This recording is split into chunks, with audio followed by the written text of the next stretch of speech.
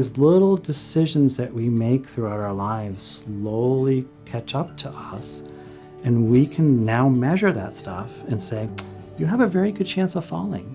We suggest that you go to the Matter of Balance program that we offer that teaches about how to regain your balance, do a little bit of core strengthening. But at the same time, if you're worried about falling, that part of that program has an hour discussion about that. And you can find out that you're not the only person who fears falling. Everybody else in that group fears falling, and these are the choices that they've made because they fear falling. Another indicator is to figure out how engaged somebody is in their lives and how many people they have in their lives. And we literally do have a program called Clatch, like a coffee clatch or coffee clutch, where people can sit around and kind of talk about life. Well, part of the process of going into that class, which is usually between 7 and 8 people, is kind of a screening process.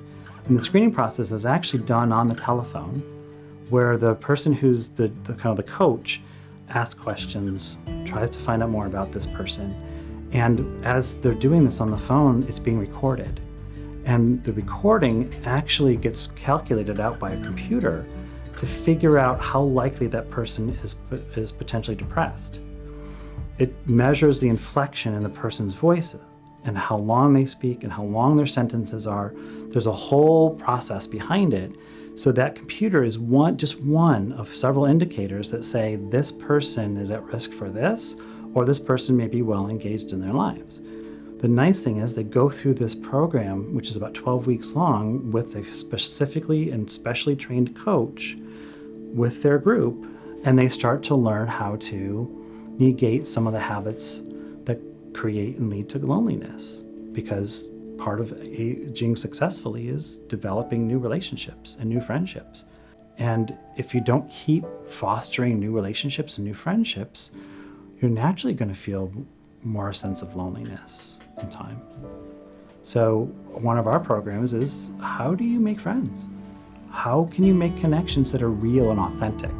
When you move to a place like the Towers, you're able to do that. You have that opportunity, but it's naturally scary to go through that. And oftentimes people will avoid that. Many times people will say, I'm not moving. I'm staying right where I am. I know my surroundings. I'm very safe. I'm good. I know how to get through my day every day. I'm good. Thanks. No thanks. But eventually things are going to change for you, whether you want them to or not.